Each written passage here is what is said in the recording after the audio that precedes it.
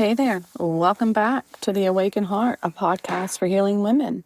I'm Autumn Moran. I am here with you, alongside you, as a neurodivergent, trauma experienced woman who has also had to heal from trauma, sexual trauma, life trauma. You're listening to the bonus episode of the Rage season that we had this past Wednesday, the Sacred Rage. And if you're here, that means something. You finished the main episode and you want more. I want you to notice that. Please don't skip past it. That instinct, that need to go deeper, that's not rumination. That's not obsessing. That's your nervous system saying that it's ready. It's ready to heal. There's more here and your nervous system wants it. So it's a really beautiful sign of where you are. So this is the episode for anyone who is looking for more. We're not going to recap the main episode. If you haven't listened to it yet, I will link it in the show notes so you can start there. If you are new to the podcast, we are in season 2, healing from sexual trauma. So before the rage season, there is the numb season. So if you find yourself in the numb phase, feeling numb, feeling stuck, please, I will link those in the show notes as well. Start with the numb and meet me here. But this is the bonus episode. This is the deeper layer, the honoring the sacred rage. Because in the main episode, Wednesday's episode, I lit a match. We named the sacred rage. I gave you permission, if not commanding you, to feel it. We talked about where it came from and how to channel it. So I want to go a little bit deeper and say a little bit more that maybe I didn't say, that was a little bit more complicated and needed some nuances. So I gave you some tools for channeling rage in the first episode, like screaming into pillows, punching mattresses, journaling, unsent letters, and all those tools are real and they work. But there's some specific situations that didn't get enough space. And I'm going to talk about them today. So, what do you do when the person you're furious at is still in your life? Or the person who harmed you or is harming you is still in your life? This can happen a lot. They're not always safely in your past. Sometimes it's a parent who you're still in contact with. Maybe it's not fully no contact. Maybe you're somewhere in the middle, still navigating holidays and family gatherings. Maybe it's a family member everyone else thinks is wonderful, who has this whole reputation, and you're sitting there holding what you know while everyone else toasts to them at dinner or some shit like that. Maybe someone who doesn't know that you know. Maybe you recently pieced together what actually happened and they have no idea and you're just carrying it silently. Or maybe you just haven't been able to leave yet. And I want to say absolutely zero shame about that. Leaving is complicated. Leaving is dangerous. The research on trauma bonding, on why people stay, is absolutely clear. Not leaving is not weakness. It is survival in an incredibly complex and often dangerous situation.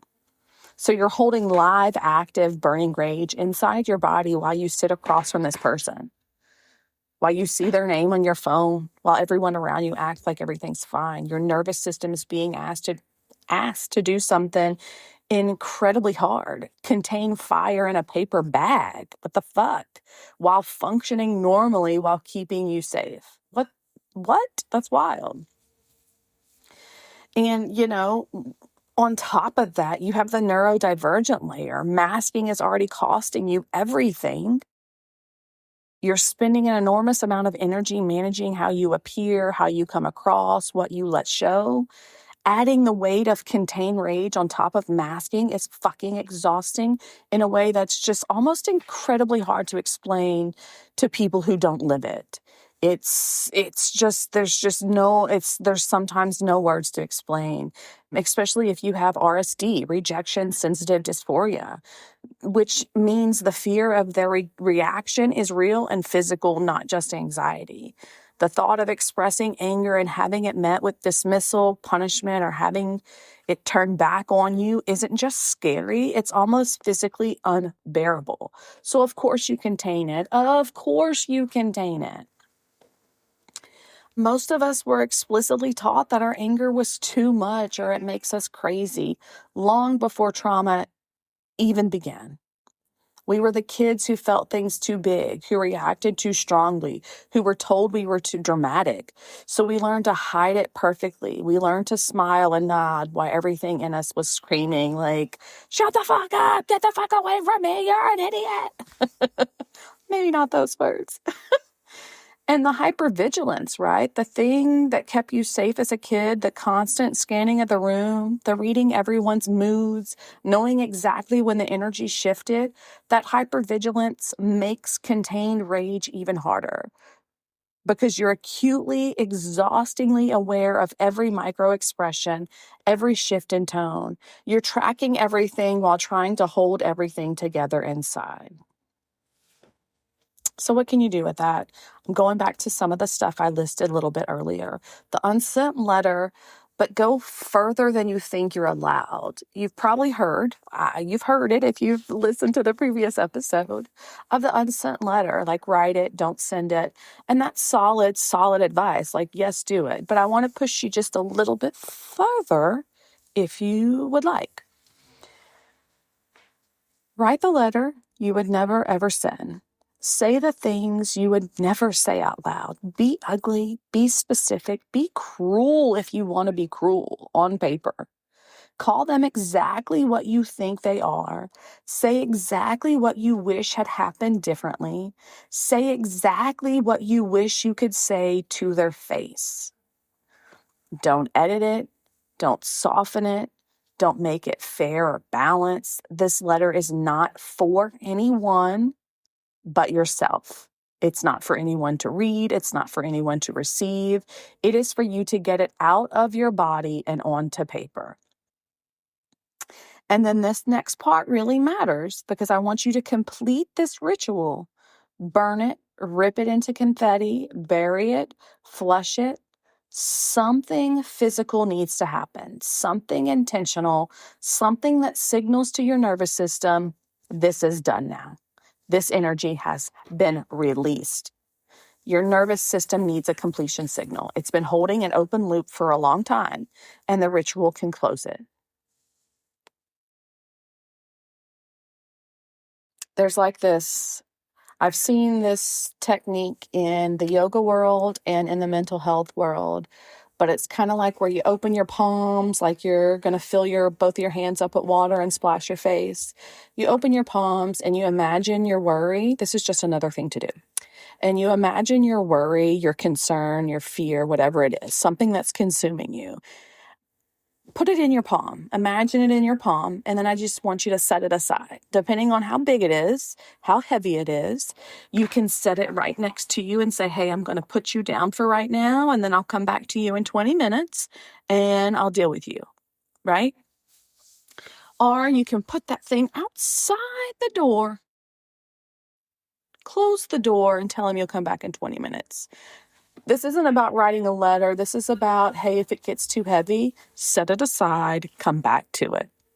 Get it outside of you, imagine it outside of you, and then bring it back in when you want to deal with it. Not when you want to deal with it, when you want to work through it, when you want to do some healing work. Physical release, I will repeat this, it really works. Picking up a mattress and putting it against the wall, or just kneeling on your mattress and punching it.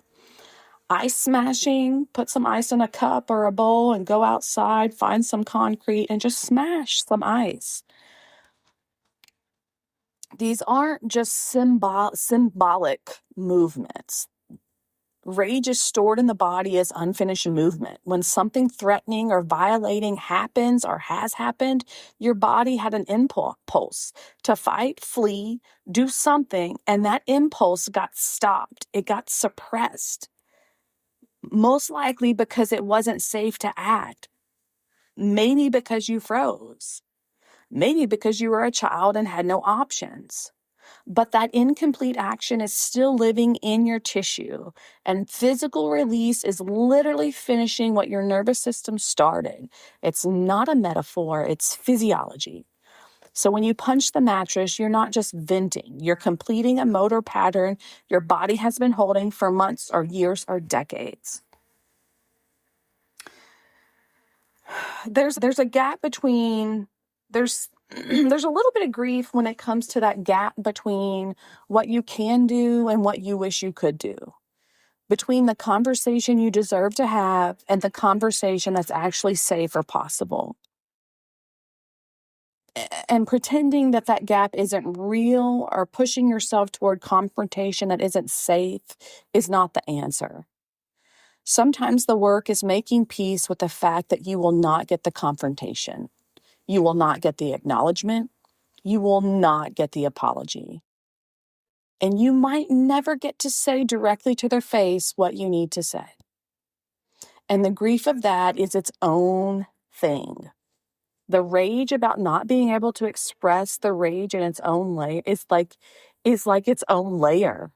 You're not weak for not confronting them. You're not failing your healing by staying silent in a room where speaking isn't safe. This is you being strategic. You're reading the situation clearly and you're protecting you, numero uno. There's a difference between expressing rage and acting on it. You can fully, completely process and release your rage without ever having a confrontation. It is not required for healing. Wednesday's episode touched a bit about rage at yourself, self-rage, the anger at yourself for not leaving sooner, for believing you deserved it, for staying. It's a little bit of ground to cover there. Because for a lot of women, especially us neurodivergent women, especially women who've been told they're the problem for most of their lives, self-rage is the deepest layer. And it can do the most damage if it goes unnamed. Rage has a target. It moves outward. It has energy and direction. But when the rage turns inward, when you're angry at yourself, it doesn't behave like regular anger. It loses momentum. It curls back on itself. And for trauma survivors, especially those who were already told we were the problem, self-directed rage almost always collapses into shame. It sounds like, why didn't I leave sooner? How did I not see it? Why did I keep going back? Why did I let it happen? What's wrong with me? And those questions feel like they're looking for answers, but they're not really questions. They're accusations, and they're aimed at the wrong fucking person. I can remember parts of my healing when I was mad at myself. I was mad at the trust that I put in people. I was mad at the faith that I gave to people that didn't deserve it. I was mad at the benefit of the doubts, the so many benefits of a doubt when someone clearly was showing me who they were. I was like, Autumn, what the fuck? Why did you stay? So I get the anger. I get the anger. Why did I keep going back to people that consistently proved that they were just not good people for me? So of course that went toward me. What's wrong with me? It goes back to that I'm the common denominator, so it must be me. I've done an episode on that. I will link it in the show notes. It's worth the listen.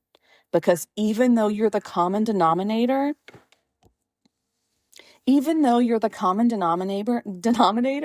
that does not mean you are at fault.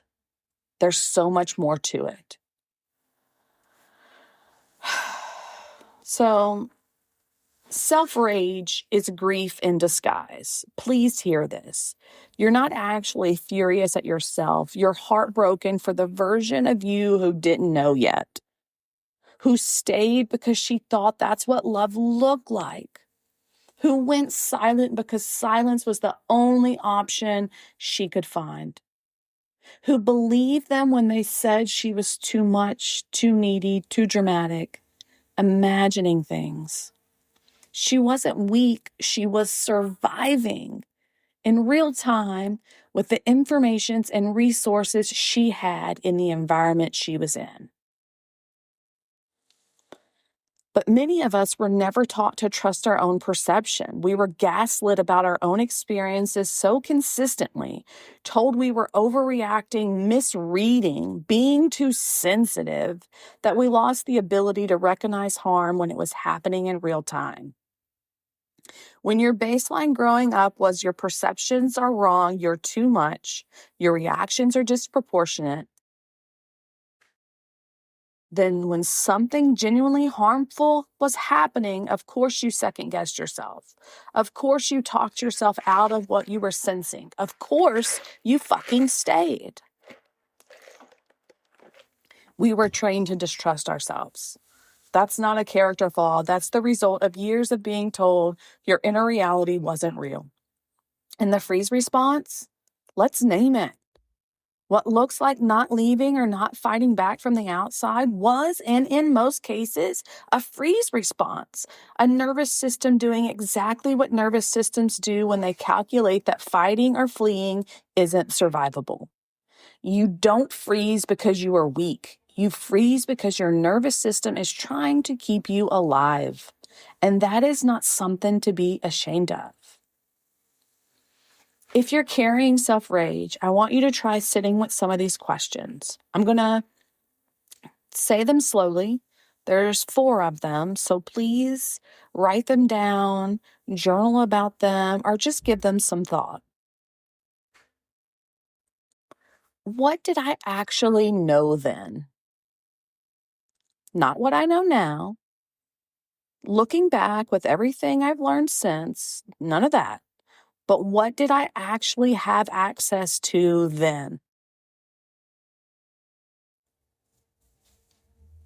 What resources did I have? Financial, emotional, relational? What did I actually have available to me? Who taught me that treatment like that was normal or acceptable or what love looked like? Where did my patterns for relationships come from? What would I say to a close friend who came to me with this exact story? The last one, this one, normally cracks it open because most of us would never say to someone we love, you should have known better. Why didn't you leave sooner? What's wrong with you? We would hold them with incredible tenderness. We would tell them that they did that they did what they could. We would tell them they deserved better and that none of it was their fault. And you deserve that same tenderness from yourself. It starts here.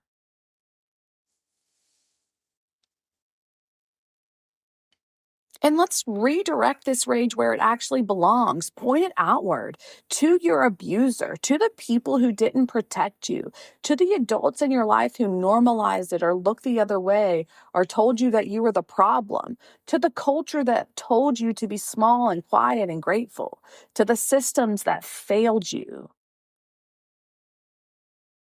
That's where the rage belongs. You were never the right target. And I'm not saying go out and attack these people. Go back to the last episode, please, and listen to about sacred rage and how to exercise it. But this is about creating creating advocacy, creating help for yourself, creating boundaries, creating joy.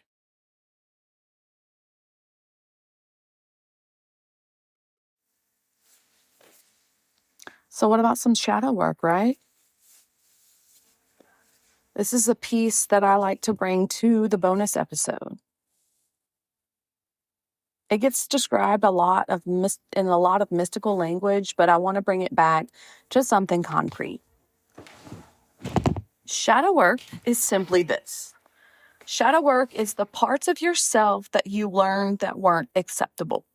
The parts of you that were told to hide, suppress, deny, perform away. The parts that got you punished or rejected or abandoned when they showed up. You didn't get rid of those parts. You can't get rid of them.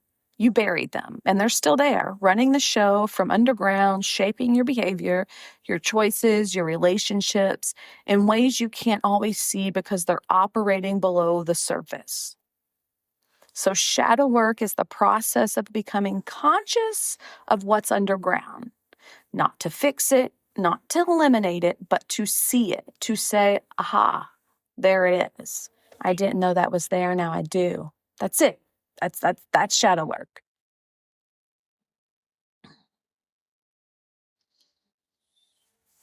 So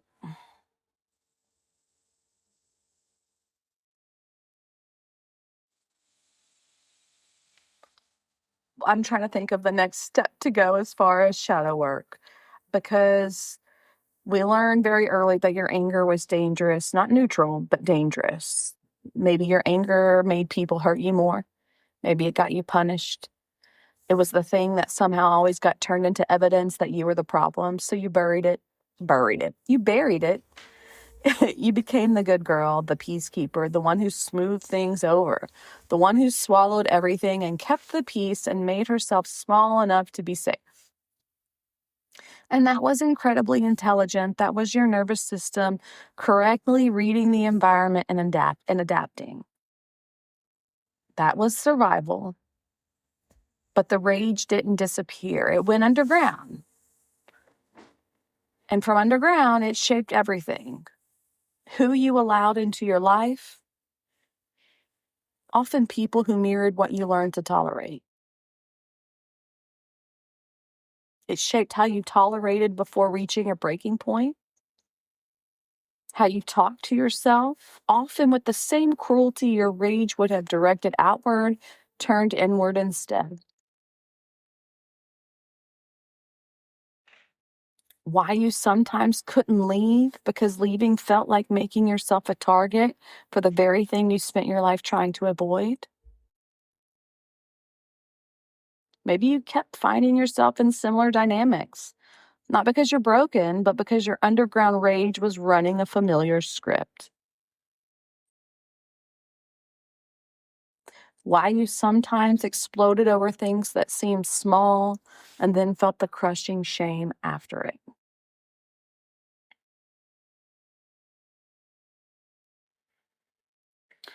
So, like, things happen, meltdowns, emotional flashback, your body remembers something your conscious mind hasn't caught up to yet.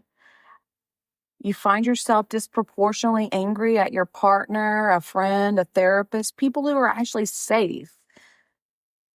Safe people are often the only ones it feels survivable to be angry at. The people who actually hurt you, the rage at them feels too dangerous, too big, too risky. So it gets displaced onto the people you actually trust. Not a character flaw. It's a human, very understandable nervous system response. Sometimes we go silent for days, self-sabotage, perfectionism as a form of control, people-pleasing that has an edge of resentment underneath it, procrastination, checking out. These are all shadow rage finding indirect exits because direct exit was never safe. This is not about performing anger or forcing yourself to be more openly aggressive, because that is not the goal. The goal is consciousness. The goal is being able to say, oh, that's shadow rage. I recognize you now. I see where you're coming from. So here are some questions. Where do I feel anger that I immediately suppress, explain away, or talk myself out of? I don't even care if you feel like it's the smallest shit. I want you to answer this question. Where do I feel anger that I immediately suppress, explain away, or talk myself out of? Who am I not allowed to be angry at? And what's the rule I'm following that says I can't? Who am I not allowed to be angry at? And what's the rule I'm following that says I can't? What do I do with anger when I can't express it? What does it turn into? Where does it go in my body or in my behavior? What do I do with anger when I can't express it? What does it turn into? Where does it go in my body or in my behavior? Last one. What's the oldest anger I'm still carrying? When did I first learn that my rage wasn't safe? What's the oldest anger I'm still carrying? When did I first learn that my rage wasn't safe? I don't want you to rush to answer these. Doesn't need to be fixed. I just want it to be seen.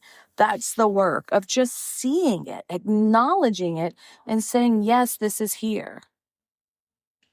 When you bring the buried rage into conscious awareness, when you say, yes, I'm furious, that fury is valid, and I've been hiding it underground because that's what I learned to do, it stops running you from underground. You get to choose what to do with it instead of it choosing for you. The meltdowns become more understandable. The emotional flashbacks have more context. The displacement onto safe people starts to loosen because you can start redirecting the anger towards its actual sources. This is how sacred rage becomes a tool instead of a symptom. And this is one of the most significant things that can happen in your healing.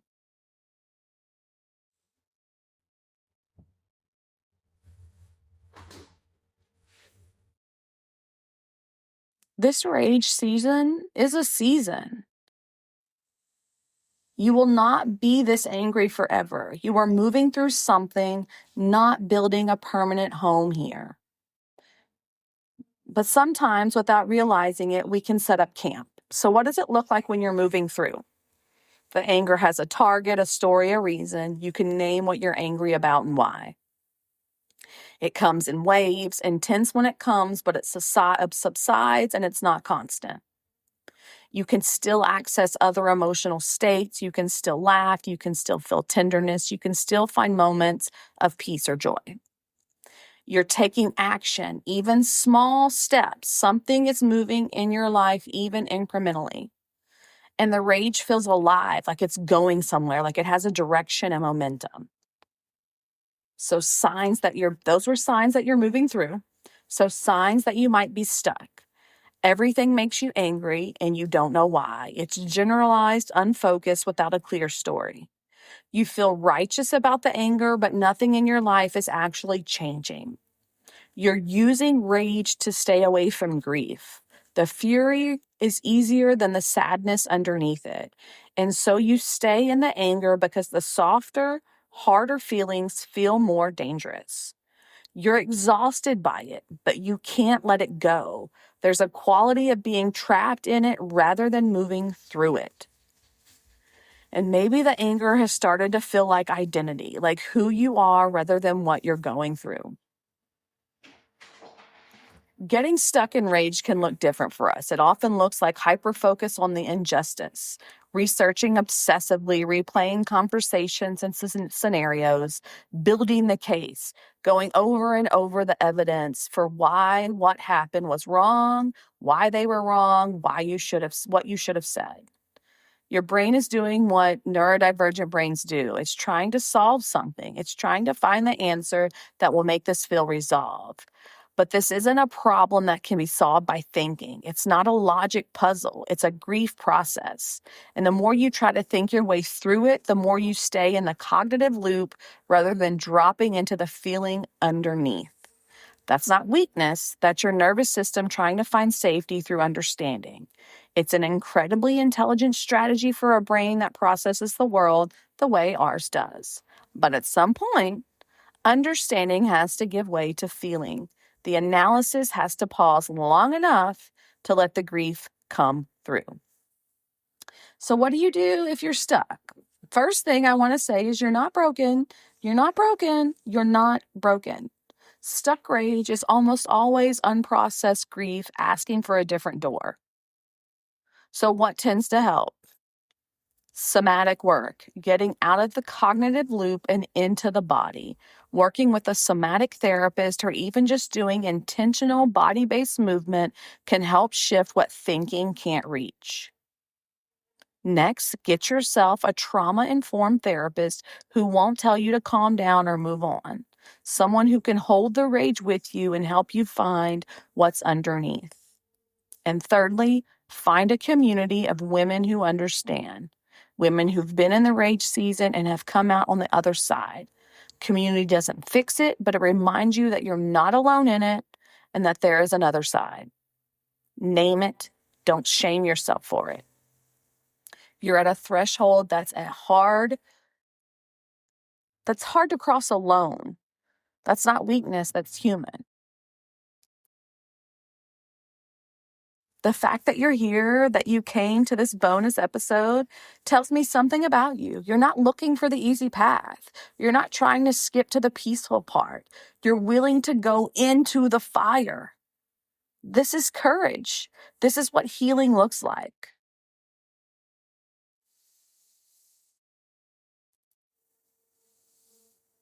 Next episode, we're going to look at next week is the rage at the body. Why didn't you fight back? Why you had responses that confuse you or hurt you, or that you're still making sense of. So it's going to be a tender one. And it's going to be a rageful one. I'll bring both. Until then, feel all of it, the fury and the grief underneath it. The rage at them and the compassion for her, for the version of you who did the best she could with what she had. You're allowed to hold all of it at once. Take the gentlest possible care of your awakened heart. I'll see you soon.